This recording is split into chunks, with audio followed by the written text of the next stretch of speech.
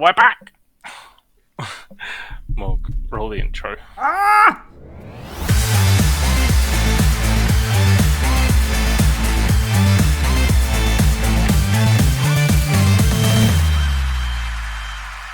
Good evening, ladies and gents, and welcome back to the Football Booth Podcast. I'm Fennan. Joined alongside me, a man who I haven't seen in the last fortnight. I've got Mayhem. How are you doing, buddy?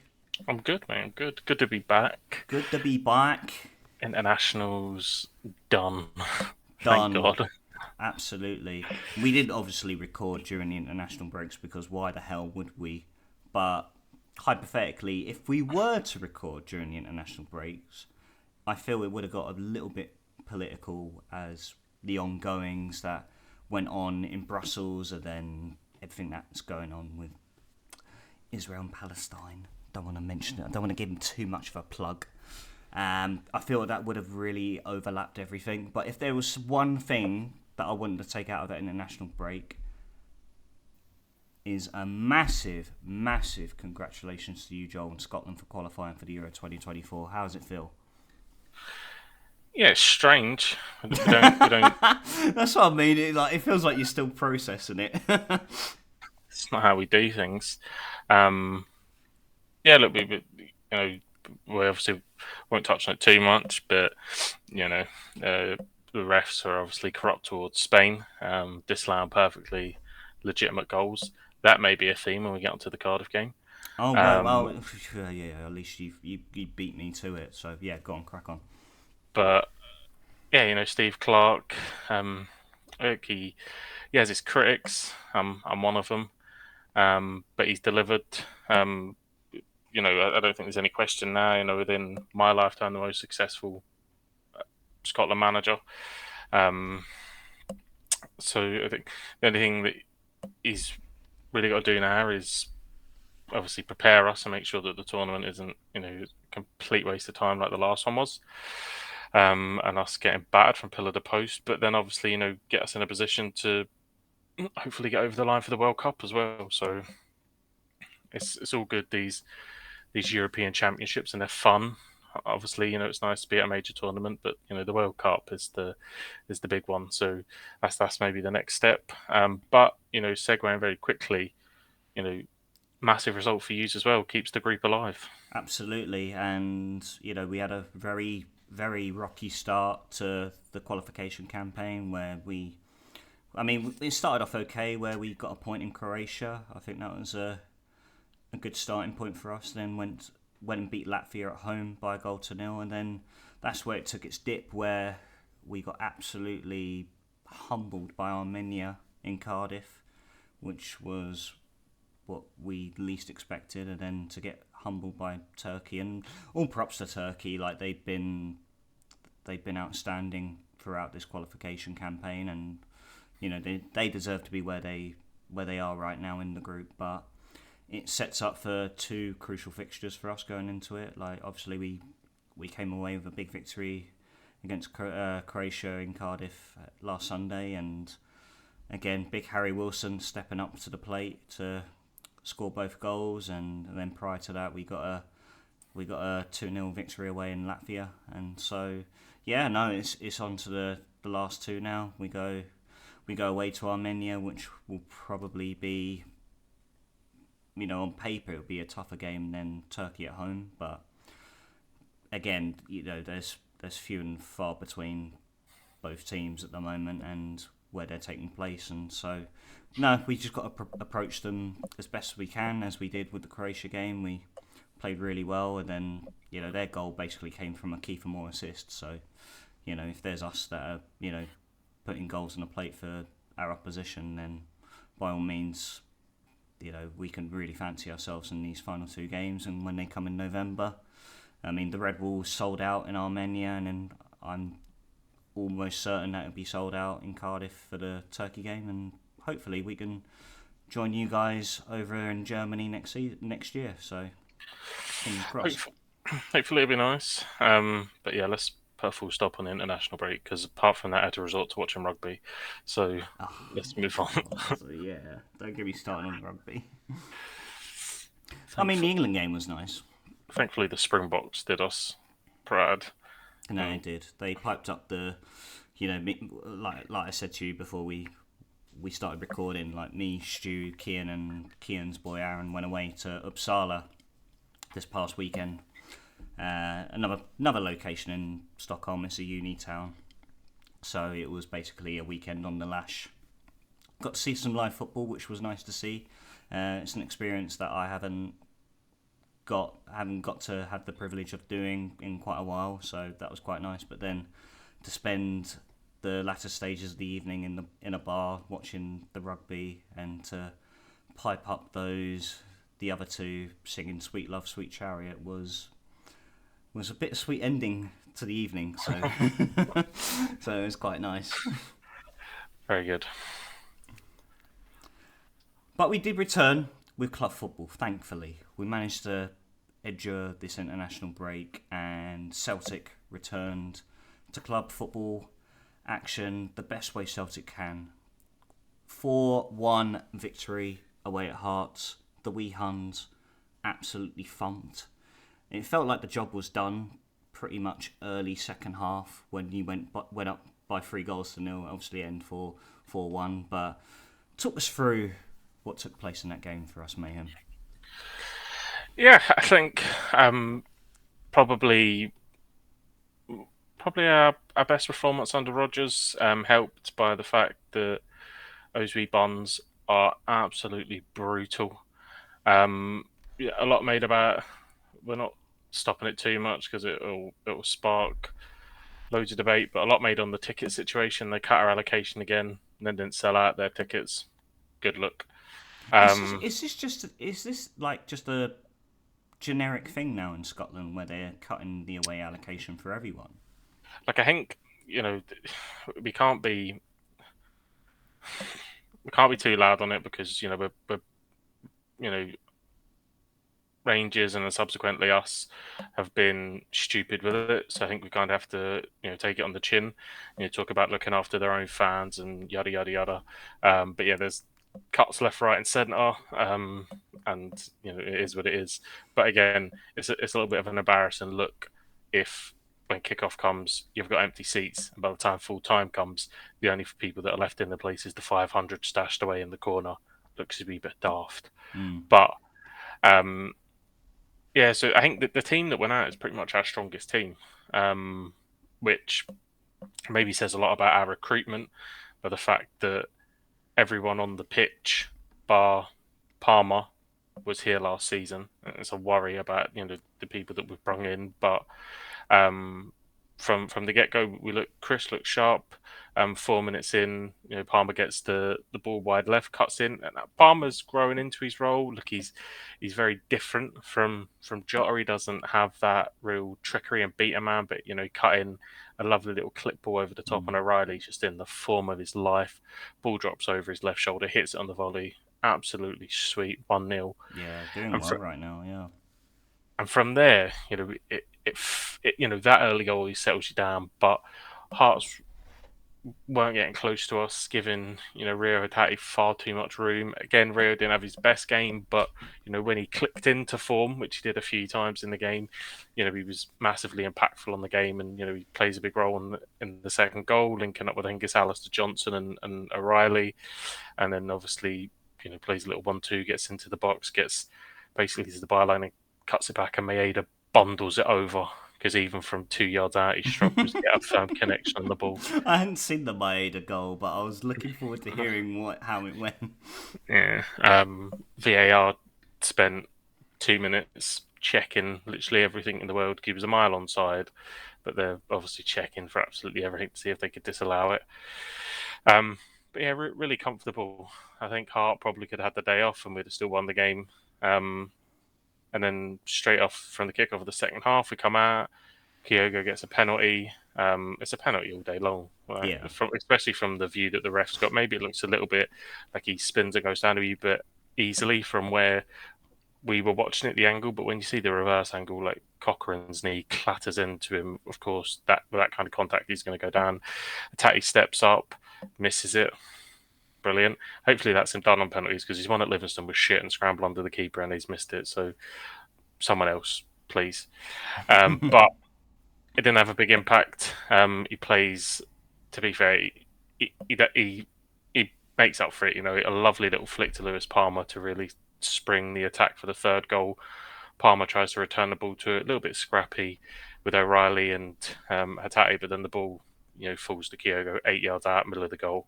He's not missing, and he's scored every time in every start. I think it's 8 starts against Hearts. He always bags. He loves it. But yeah, 3-0, done and dusted. I think we took our foot off the gas a wee bit. Could have looked after the ball a wee bit better. Few substitutions, the team rotating, give them a lifeline. Shanklin takes his goal well.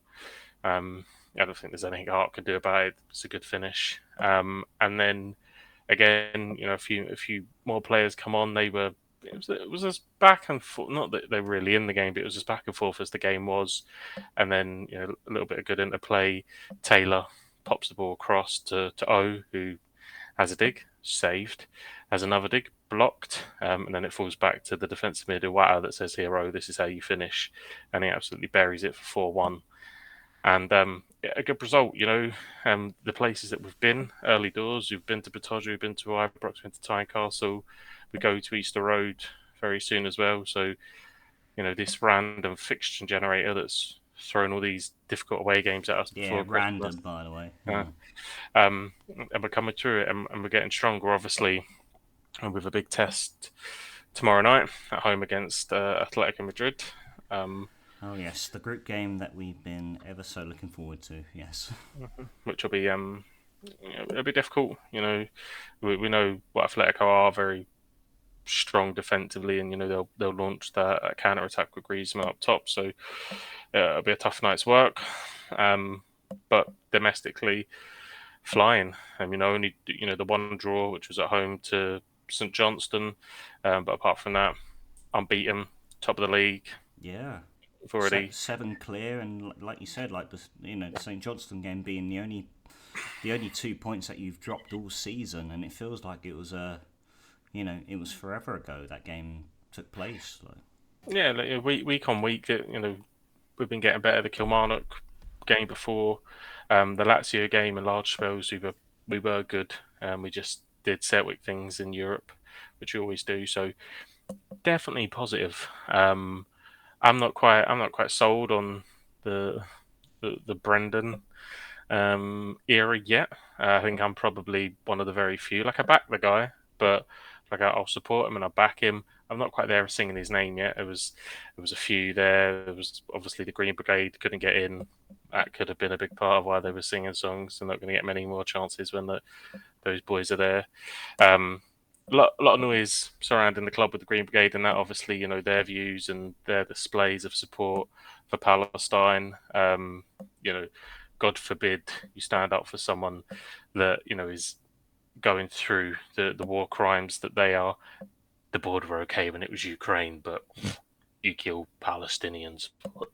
Disgusting. yeah. And by the way, Um, everything that went on with Palestine and Israel happened prior to yeah. Ukraine and Russia as well. But yeah, carry on. But there's a lot of noise around them and whether they'll get their tickets tomorrow. There's rumours that their season tickets have been suspended and all this kind of carry on from the club. So there's a lot of noise around the club. But what Celtic do, what Celtic are, the juggernaut, the winning machine that rolls on, and we do that. 7 clear.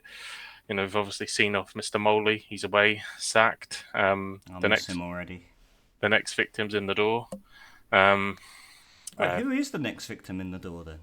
Someone Clement or Oh something. wait, hang on. No, I did see this. Where did he come from? Monaco, I think. Yeah, yeah. It was a very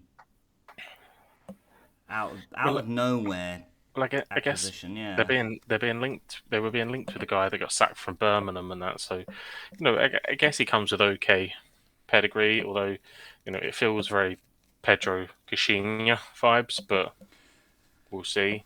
yeah. Um, but Good CV, but a very obscure reputation. I think for me, Celtic's biggest task will be, obviously we're going to go into a very busy schedule. So playing in Europe and playing on the weekend and then going into the Christmas period. So navigating the first half of the season always has a massive impact the overall outcome. So obviously getting into this busy period, managing that well. My worry is the squad. I hope in January we can get a few players off the books that clearly Brendan doesn't fancy. The likes of Alec Bernabe that's just disappeared. Um, and the only real signing that we haven't seen, and he still sounds from reports he's long well fit, is obviously Marco Tillo. Um, so it'll be about rotating that squad and making sure it's fresh for all the challenges that we have, and then we can kick on into the new year and hopefully do a little bit of business in January. Um,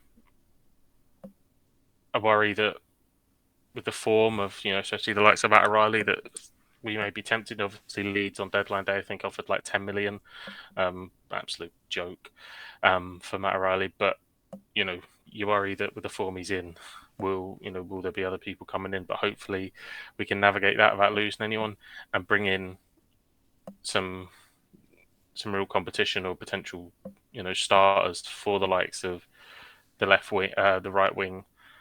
That's still to me. I'm just not sold on Maeda. Ever since Andrew's gone, wasn't overly big on him when Andrew was here, but he seemed to get a little bit more out of him. And since Andrew's gone, he's just an athlete that plays football. Yeah, It's like yeah. Antonio for West Ham. You know what I mean? No, He's an athlete. it's just someone that's you know a physical specimen that has this raw ability in like pace or strength or something like that. But in terms of actual football ability, football IQ, well off it. So, hopefully we can do a little bit of business there.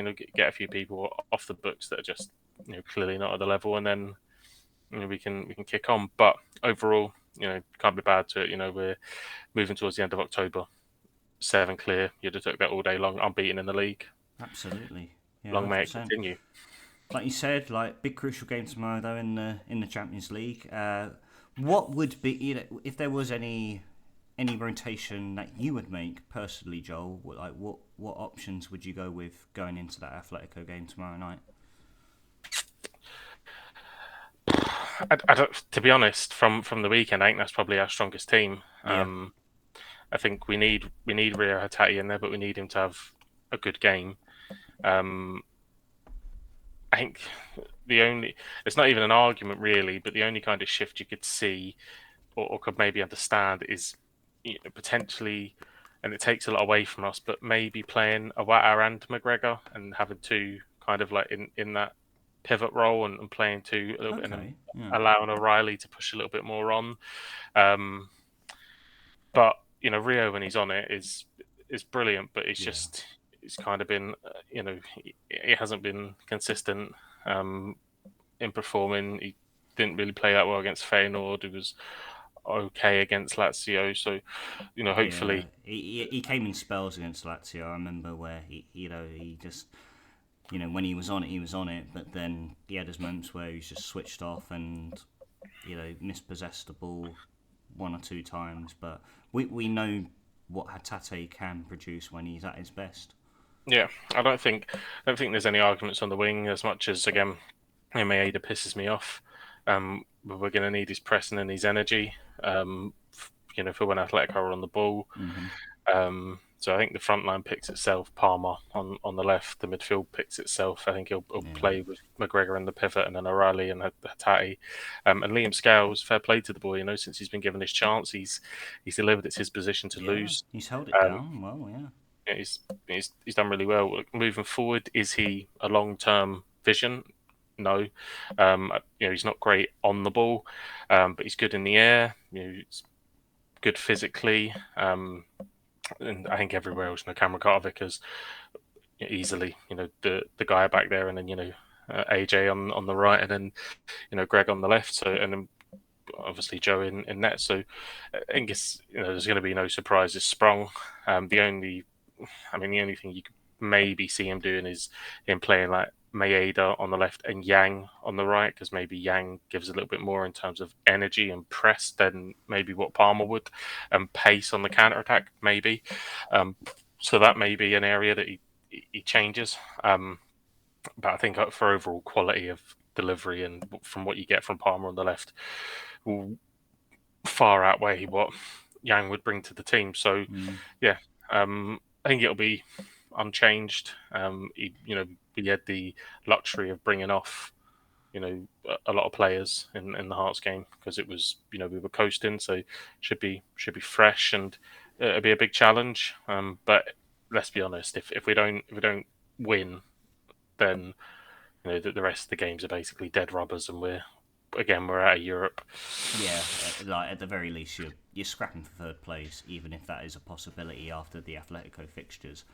But no, as you were saying there with the wingers, like to choose from between Yang and Palmer, like I felt like Palmer offers a bit more directness as Yang does. Yang is a bit more. I mean, obviously nowhere near the quality of what Jota was, but he's more the sense of like who has a bit of quickness about him, takes on his man, and then looks to prove to be quite creative. But whereas with Palmer, he'll just go at his man, beat them if possible, and then Yeah, he's a lot more. I go think at them. Palmer is a wee bit more like sort of El Yanusi character, which we Yeah, obviously yeah, had yeah, up a yeah, few years ago. exactly. Maybe he's more in that mould, um, which obviously I think it was Brendan that brung him. I'm not sure if Brendan was still here actually, No, I but I think it think was Brendan actually. Yeah, yeah, I think it was Brendan that brought him up. So he obviously you know likes that style of winger, and Palmer's took a little while to get into the team, but he scored against Kilmarnock. He obviously scored against Lazio, ruled out offside because yeah, well, yeah, Maeda, but we can't go um, revisit that. No, come on. um, but he obviously he's contributed at least. The game at Motherwell where we were struggling and gets a cross. Well, it is definitely a cross, but he scores there as well, gets a late goal. Um, so yeah, he's come on. He's had an impact. Bagged against Kilmarnock, and obviously a beautiful assist for O'Reilly, and was decent in the time he was on against Hearts. So I think it's his position to lose. But I can see, if we're expecting to maybe have a little bit less of the ball and maybe have to soak up and hit for that raw pace, Yang could be an option. To have Maeda, Kyogo, and Yang springing those counter attacks. But apart from that, I think it's absolutely rubber stamp that we'll know who lines up tomorrow night. Yeah. What would you like to see though from Celtic? Like in comparison to what we saw against Lazio, what would you want to see more from Celtic approaching tomorrow's game? I think the level of performance from Mm. from Celtic against Lazio for 90 minutes of the game was spot on. Um, they only really had two meaningful entries into the box. One of them being the corner that scrambles over the line, and then Pedro heading in. So it's difficult to say what more do you want without being really bog standard and Yeah. saying No. True. Yeah. No, absolutely. a clean sheet Yeah. to give us a platform to maybe go and get something from the game. I think Cameron Carter-Vickers will have a big night. I just think that he obviously returned against Lazio. He was at fault. He got stripped of the ball or give the ball away for the second goal. So I think he may have a point to prove. He may Hmm. have a big night. And in these games, Joe Hart will have to play his part. So he's going to have a big performance. He's maybe due one on the European scene as well. A big performance. So yeah, if we can get a clean sheet, which will be difficult, but if we can get a clean sheet, that gives us a platform to maybe go and get something and keep the European adventure alive. We'll struggle out there in Spain. We don't travel well, so we've really got to capitalise here. And then you know, I don't think Lazio are a great team, and I wouldn't. Although we No. don't travel well, I'd be far more confident of going to Rome and getting a result. Um, and Done it then before as well. yeah, and then you look at the Feyenoord game at home. Probably battling for the Europa League. Although they showed on matchday too that they're no mugs and they pushed Atletico Mm. all the way. So will Lazio turn them over twice? I'm not sure. So I think we will probably have to take something off of Atletico. Otherwise, unfortunately, it could be curtains Yeah. It could be after game match over. day Yeah. three. No. 100%. No. Well, I mean, at the very least, and the biggest silver lining that you can take from this, you won't have Bobby Madley officiating a game in the Champions League. So Mate, that was. I've never seen anything like it, to be honest, mate. he had it last season as well, though, where he was just completely incompetent with every decision he made. And I mean, it's not even him who's flagged it. He's obviously gone. He's gone to the official and he's just gone. Well, you flagged it. I've got to give it because we don't have the backing of VAR. But even just throughout that game, it was just decision after decision, and obviously the disallowed goal from Goutas was the biggest one of them all. Like that was just completely unbelievable. Carlin Grant is nowhere near the keeper with that header. Absolutely nowhere near him. I don't understand or can justify how he could be in sight of the, be in line with the goalkeeper's sight whatsoever. Unbelievable decision.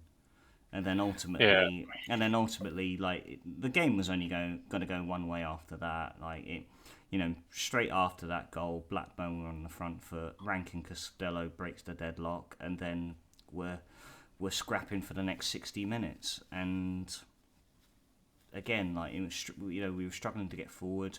Ugbo does not function in the system that we work in unless we've got a number 10 behind him, because he just doesn't have anything that really stands out apart from his attacking positioning. Like he's not quick, he's not an aerial threat for us. He needs that creative number 10 behind him, whether that's Ramsey or Callum Robinson or at the very least Ruben Colwill. But Ryan Wintle just isn't that number 10.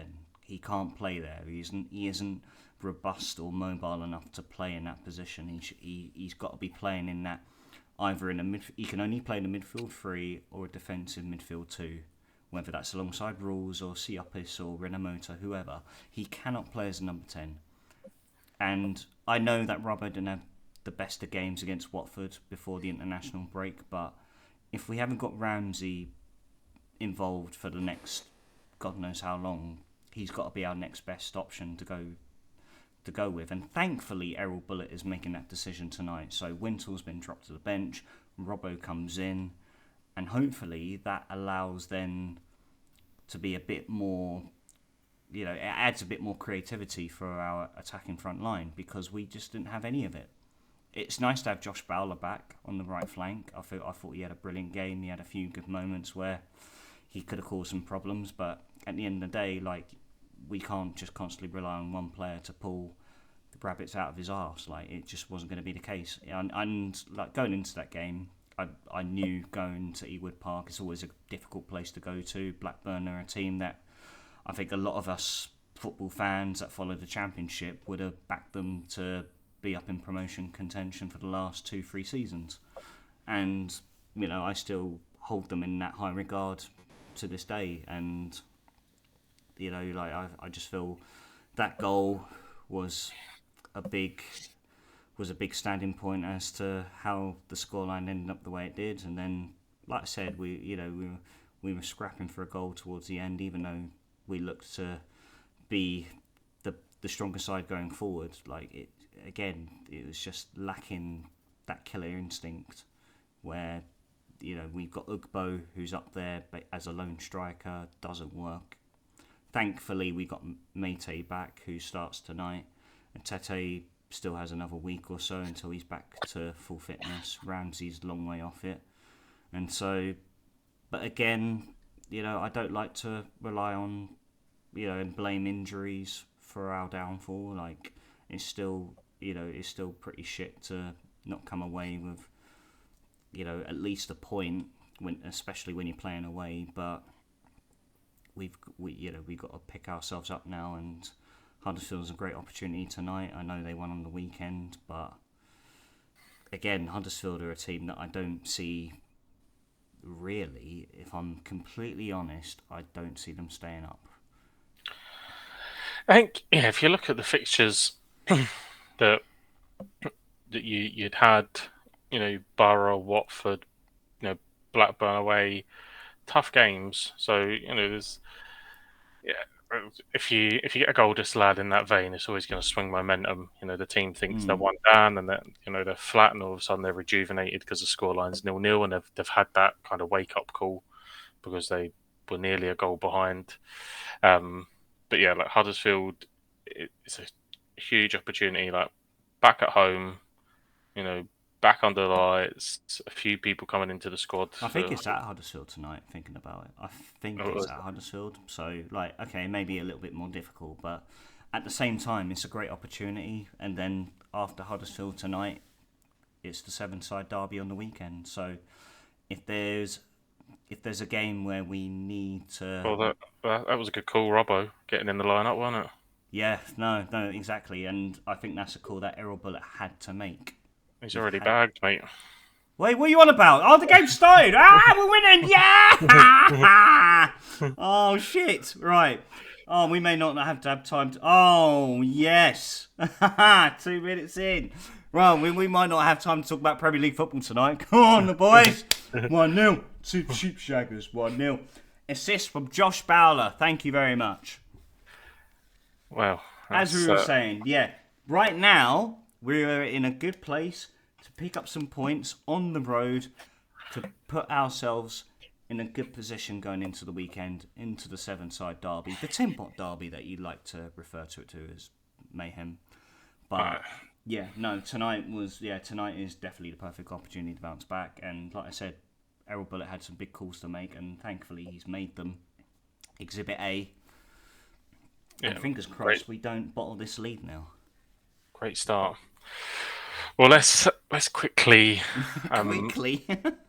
quickly transition then into what's happened on the weekend because Yeah, there's been a bit of happenings, isn't there? there has been a bit of happenings. I was going to say, I think we could start off with with the the crunch fixture, the late kickoff. Not the late kickoff. It was the second to latest kickoff on the Saturday between Arsenal and Chelsea. Two London rivals going head to head. Chelsea obviously got off to a very, very good start, very strong start, going 2 goals up, and then again went and let that lead slip. Yeah, it seemed it seemed to come out of nowhere as well. Yeah, no, exactly. Arsenal were Arsenal were very flat, not nowhere near their usual standards that they've set for themselves over recent times.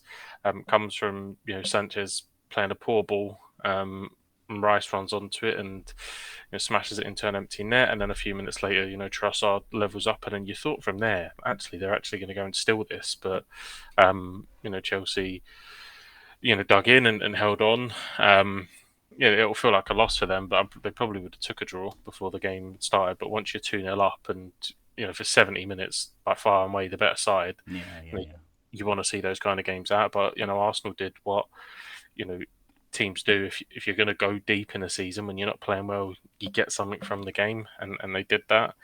So I think Arsenal will be the happier at the end of the game, but I think everyone really thought that this was Arsenal. They've had a good recent record in this fixture, and I think everyone kind of thought that was going to continue. And yeah, they were off it. I know that Cole Palmer obviously gets a penalty after squabbling with Raheem Sterling to take Oh it, yeah. bags it, and then Mudryk. He's definitely trying to cross the ball. Don't chat shit to me. See, I'm glad you brought this up as well because I can't remember who it was I was watching. I don't know who I was watching, but basically trying to convince their audience that Mudryk meant to shoot because he looks at the goal, looks at the box, then looks at the goal again, and then just goes dink. Like, I'm sorry, but He's trying to pick out whoever's coming in at the back stick is who he's trying to find, and yeah, he gets it wrong, but in essence gets it right. Um, David Raya is always a contentious talking point at the moment. Didn't yeah. look great, and again made another sort of shaky moment, and that could have cost him, but just kind of recovered. Um, so Arteta seems to be doubling down and sticking with him, which seems strange when you've a keeper like Ramsdale that could step in and maybe take the heat off. I don't know if he'll maybe rotate in Yeah. the Champions League. I don't know, but Well, I wanted to get your stance here on Aaron Ramsdale because, like, I've been thinking about the goalkeeping situation at Arsenal, and of course, like, it raised questions after this weekend. Like, I know, obviously you had David Raya that came in, but then of course you had Robert Sanchez. They both conceded two very poor goals from a goalkeeper's perspective. But the question I want to ask you, and I don't know if I'm missing anything here, what has Aaron Ramsdale actually done to get dropped? Like, let's think Yeah, about the season he's just had, and then what he's done at the start until Raya was given the nod, the nod again, ahead of him. I I don't know. think I can't put my finger on it as to why I think it they've was maybe dropped a little him. bit shaky. It was maybe a little bit shaky towards the end of last season. I think the whole Arsenal squad were though, as they got very close to achieving something massive and let it slip. But I think he started the season pretty well. Hmm. Um, I think he's a big voice in that. I don't know if Yeah. Raya is. I think Arsenal are making a big mistake because a keeper of his quality that he's not going to sit on the bench No. for too long. Someone's going to come in, and they paid a lot of money for him. When Sheffield United went down, and someone will quite happily take him off their hands. So I wouldn't be surprised if he doesn't get playing. You maybe see him go out on loan somewhere to get that game time. But I think that's also a dangerous game. You look at like Joe Hart when Pep didn't fancy him playing for Hmm. City, goes out on loan and never really got back to that level. Cutting about with Torino and all these stupid clubs. So yeah, it's a dangerous one for him. But I think for the good of his career, he may have to do that. But hopefully he does get another shot. I think in terms of a goalkeeper, like first and foremost, what you want from a goalkeeper is shot stopping. I think he's better in that department. You can I throw think all the stats. arguably he's the best shot stopper in the Premier League right now. They can throw people throw all these stats at me about um Yes! Come on, Goutas! No fucking blocking the goalkeeper's sight there! 2-0 to the Sheepshaggers! Sorry, continue. um, um I've completely lost my chain of thought. In Sorry. essence, I think he's done a lot wrong, and I think he's um he's unlucky to be dropped. Um, yeah, first and foremost, you want a keeper to be stronger shot stopping, and people will bring up the stats about David Raya and what he was on at Brentford, but that's in a weaker team with a weaker defence. He's going to make more saves. He's going to have more to do, so that's going to impact his stats more. So yeah, we'll see. But I think Arteta's maybe doubled down on it. I think he's made his decision. He might stick with it, and I think that you'll probably see Ramsdale leave. I'm sure they'll take him at United. Well, I think they will actually. Yeah, well, possibly. Yeah, but no, with someone of Ramsdale's caliber, I think Arsenal have got to be very cautious in terms of what approach they take with him, because I don't feel even Aaron clubs won't even just take him on loan. They'd even bite the bullet and put a sum in of money for him. Obviously, it all comes down to whether Arsenal want to sell him or not, but at the end of the day, it's all going to come down to what the players' demands are. And then if it gets to January where Ramsdale isn't getting the game time that he deserves or what he wants, then there'll definitely be some big clubs sniffing around Arsenal for Ramsdale. I think so. I think you see a lot of clubs these days rotate, and they talk about it a lot. But one position they don't rotate is a keeper. Normally, Yeah, that's your exactly. And it's so, and especially for a goalkeeper, like if you're getting dropped as a goalkeeper, it's the longest road back to yeah. get back into like the number one role. It is, it can. I mean, fucking Scott Carson, You're not Exhibit getting A, like. you're not getting subbed on for 20 minutes at the end of the game to go and No, prove it doesn't it. happen. Like it will happen in pre-season, left, right, and centre. But when you're playing competitive football, no chance. Yeah, It takes a lot for a goalkeeper to find their way back in net to start. So, but like you just said there, maybe Man United need a new shot stopper. Obviously, there's been a lot of criticism surrounding Andre Onana, but not so much this weekend. Obviously, they came away with I guess it was a huge result. the situation they're in right now is a big result at Bramall Lane, 2 goals to 1, and took a bit of magic from the most unlikely sources. Diego Dallo with a 20-yard scorcher to cancel out Ollie Cunted McBurney's equaliser.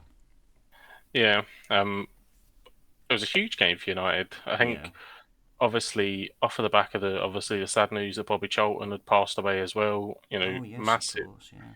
It was a huge fixture for them to Mm. one in terms of getting 3 points, but also to kind of get a result that was reflective and honorary of the man himself. I was going to say performance, but I don't think the performance was that. Um, Unana, I like him as a player, but if I Mm-hmm. was a United fan, he would scare the shit out of me because even there was like a shot from 20 yards that he almost like nearly ran past it and it was in the middle of the goal. He seems all over the place at the moment. Obviously, he could do very little about McBurney's goal. It's a penalty, um, but yeah, I think there was a real damning stat that Match of the Day threw up about. I think there's like between Martial, Rashford, and Hovland at the moment, or Hoyland. I hit Yeah, yeah, Hovland yeah. goal for fuck's sake. Um, but there's only like one goal between them um, in the league, so that's worrying for United fans. That certainly needs to change. But on the other side, you've got Scott McSauce, and he's just dazzling. McMayonnaise. Um, he's in a real purple patch. Anything he seems to touch in a attacking sense seems to go well. In defence, he touched the ball with his hand, led to the penalties. He didn't have a perfect performance, but he's certainly been a breath of fresh air. Obviously, that the brace to get him over the line against Brentford, and obviously set him up in the right vein away at Bramall Lane, and fuck Sheffield United as well. Paul Heckenbottom, dickhead. Ollie McBurney, cunt. Wes Froddenham, scumbag. So fuck off, Dan, and beat Derby's record points total, and away you go. Oh, Thank you. exactly. And Ollie, if you're listening, stop having baths with your brother. You're fucking wronging. I would say Next. if you gotta be careful he's listening, but he won't do fuck all unless you're a 16-year-old, so it'd be No, alright. exactly. Yeah, kick made if I'm 16, but no. Fucking morning. Merseyside derby. Liverpool coming away with a victory, 2 goals to 0 against 10 men Everton. Ashley Young receiving a first half red card, and it felt like it was quite a frustrating victory for Liverpool. Trying to break them down. Um, yeah, the game is shrouded in controversy. I don't think the Ashley Young one is controversial whatsoever. I think that the two yellow cards. The first one, he knows what he's doing. Anyone that's played football knows exactly what he's doing on Luis Diaz there. He's left his foot in because the guy's going to run past him. Yeah, Um, he's left him for dead. Yeah. yeah, and the second one's just stupid. Like, why are you diving in on a yellow card in the derby at Anfield Yeah. when if you mistime that even slightly, the crowd's going to go bonkers and you're on a yellow card? So, and Diaz is clever, gets his foot in, makes sure that there's contact, goes over, which he's always going to do. And yeah, people, commentators saying common sense and that, but there is no common sense to be applied here. If Ashley Young should have some common sense, and not dive into the tackle Good, as a with the second yellow. heaps of experience that Ashley Young has Yeah, got, like, he's been to Anfield and hostile environments plenty of times with United, yeah, and he's played in big derbies. He's played in Villa, Birmingham. He's played in hostile atmospheres, and he's fucked it. Left his team short by being very, very, very silly. He's left his team short. They defended extremely well. Pickford not really having to do too much, hmm to be honest. And obviously they went to the five back, brung on Keane and I think Nathan Patterson, which it was probably half the problem. And obviously Keane's at the Michael Keane's at the centre of the reason that Liverpool break the deadlock. He's arms away from his body, the ball hits his hand, and unfortunately, in this day and age, I don't think it's deliberate, but that whole it's outside of his silhouette carry on, That's and it. Like it was bound to get given. yeah, I'm surprised it doesn't get given in real time. But obviously VAR have a look at it, and it's always going to look worse. Slow down. He leaves his arm there, and yeah, from then Salah does the business and bags again, and then Everton are obviously pushing, trying to get back in, and you know Darwin Nunez on the break slots in Salah, and the game looks probably more comfortable than it was for Liverpool. But you know the Kanate is the big bit. Like he should The walk. Kanate controversy, yes, of course. And I think the ref must realise how bad he's got that wrong when, Klopp hooks him off 30 seconds later. It's a second yellow all day. Yeah, And no, absolutely. Yeah, no. Watching the replays, I think big old Dermot Gallagher has even had a look at it and he's gone, yeah, they've got this wrong. It's clear as day. It's a yeah, second yellow. There's no debate about it. yeah, it's 100%. It's an absolute fuck up yet again.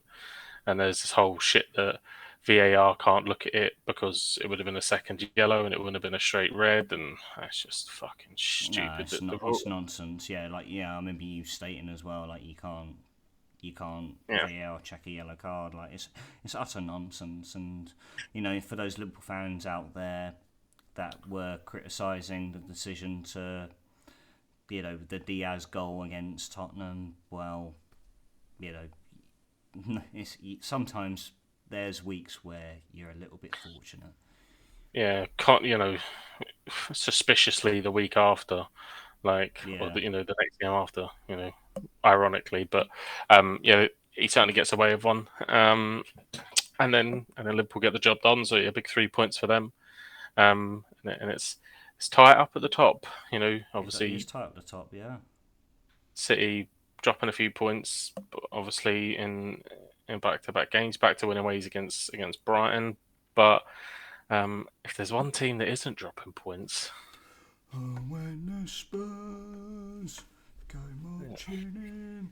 So I read a statistic earlier is that Ange Postecoglou has picked up the most points in his first 9 games as a Premier League manager. 23 points now with Tottenham. yeah, He is all, cooking. all those Tottenham fans that said he weren't good enough, where are you now?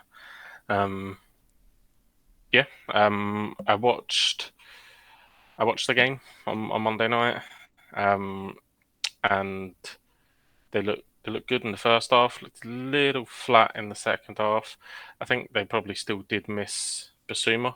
The energy he gives them in midfield, but Madison was on it, Mm. um, and they probably could have scored more, especially in the first half. And Fulham they were decent last season. They've certainly shown glimpses of that this season as well.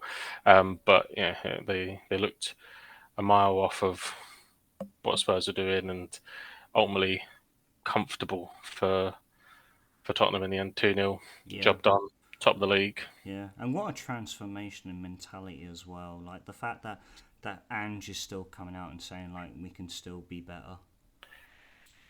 And again, if this is a philosophy that he's looking to force upon the Tottenham squad, like you can just imagine like how It's far this team could go. Like Madison is on a different level right now. He's getting the best out of Son right now.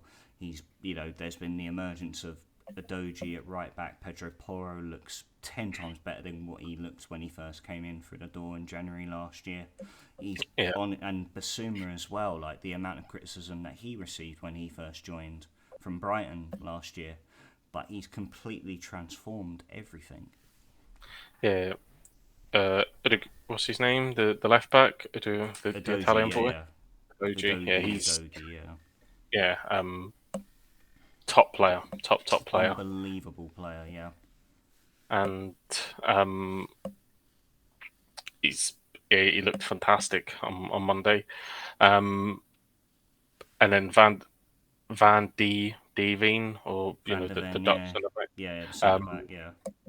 he looks a good pair, and I think probably one of the most impressive Oh, things, sorry. one of the most impressive things that Ange's done is he's took Romero that was a walk-in Yellow yellow card, card. Yep.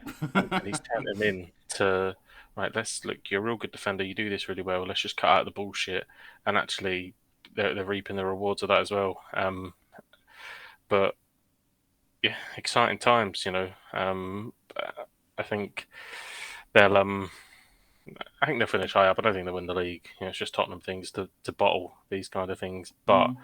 um, certainly, certainly put himself in the best position. No, absolutely. Sorry, I've got my eyes peeled on this game a bit Mhm. as well.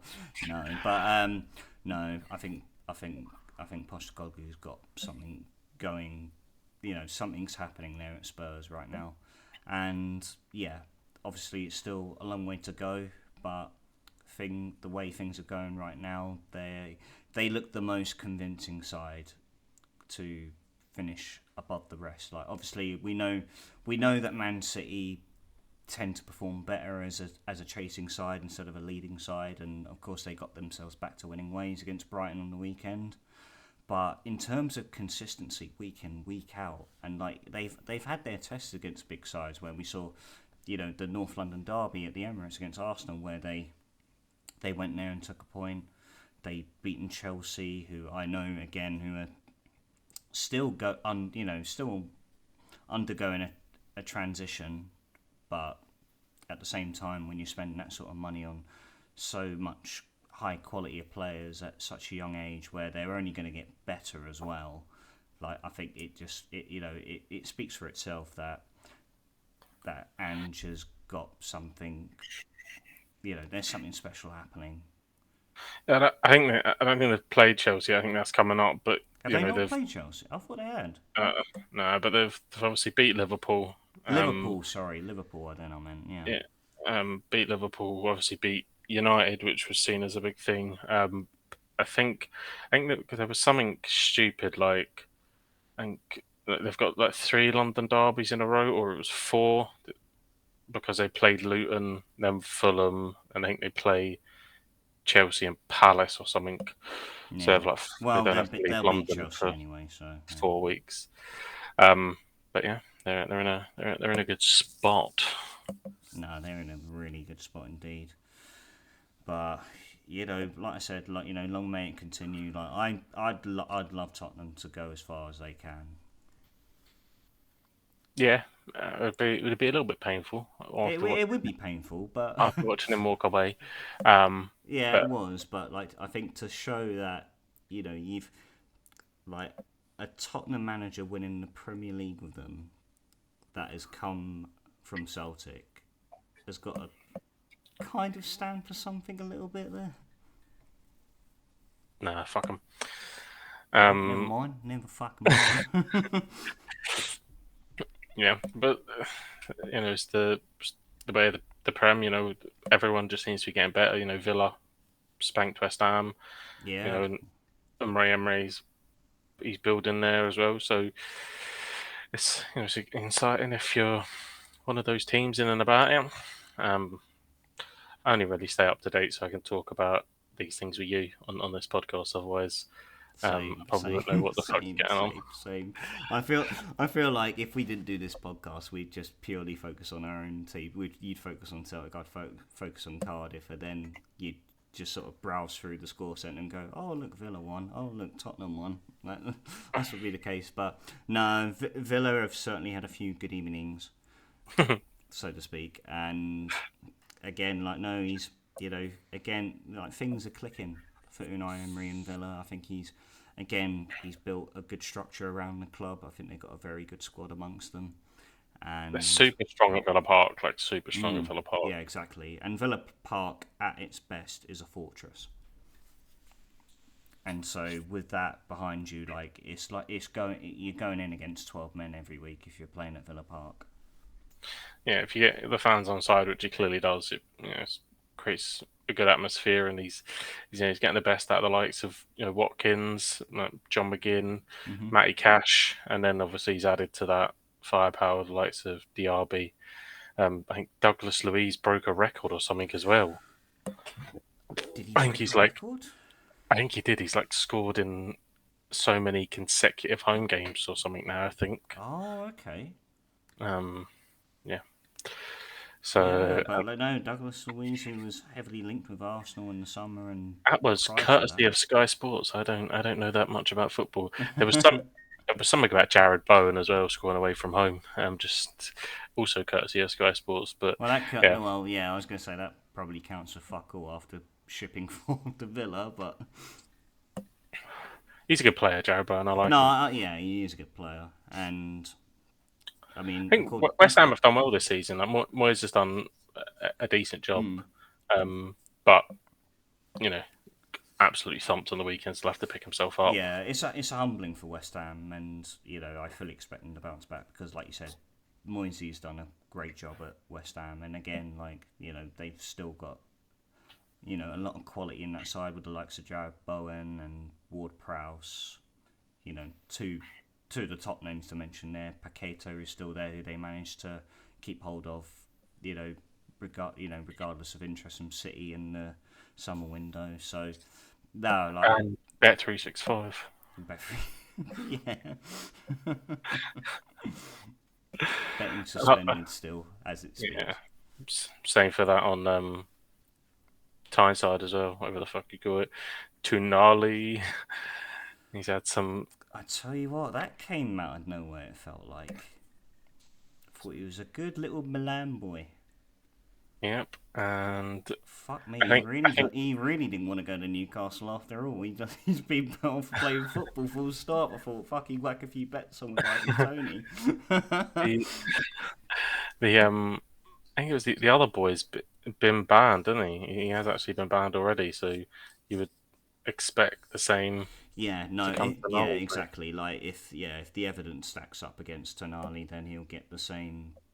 I guess he'll get the same length of ban as Ivan Tony did, and so, Ivan I Tony. don't think it's not the FA that are investigating it though. It's that the Italian FA. So I'm sure he can give them a couple hundred grand and they'll lose the documents or something.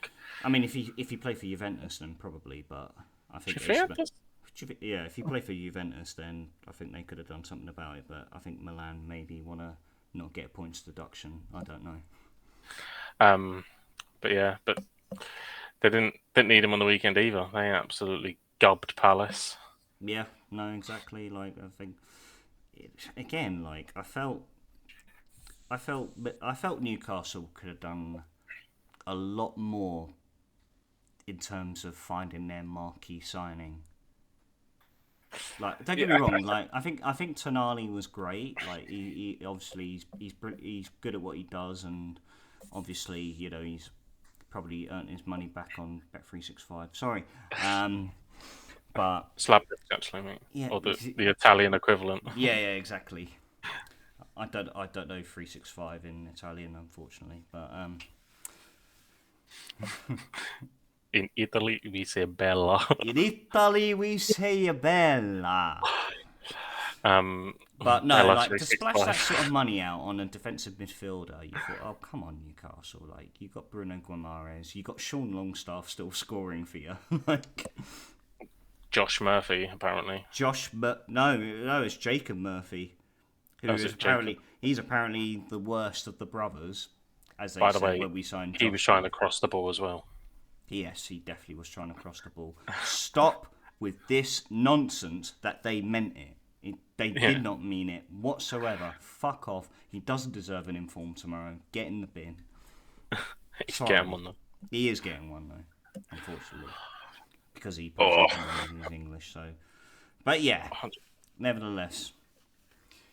Guys, if you are looking to ever try and get your first goal for your football club, if you play at Sunday League or at whatever level you do, just cross the ball And then claim it. and then claim it.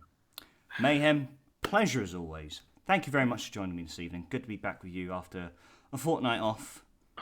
And we'll be Yes, mate. back. Good to be back, man. Good to be back, and hopefully we feel as jovial as we are next week after Champions League action tomorrow night. Seven-side derby on the weekend. So, touch wood. I'm touching glass. That's all I've got. Sorry. And yeah, fingers crossed. Hope for the best. Wish you the best of luck tomorrow night. Cheers, mate. Ladies and gents, thank you very much for tuning in. If you are new to the Football Booth podcast, you can check out all our episodes over on all our audio platforms such as Spotify, Apple Podcasts and Audible. If you'd like to check out the live recordings and see our lovely faces, head on over to our YouTube channel at the Football Booth. Whilst you're over there, drop a like, subscribe to the channel if you're new, drop a comment on your thoughts. And until next week, ladies and gents, I bid you all good night and the star.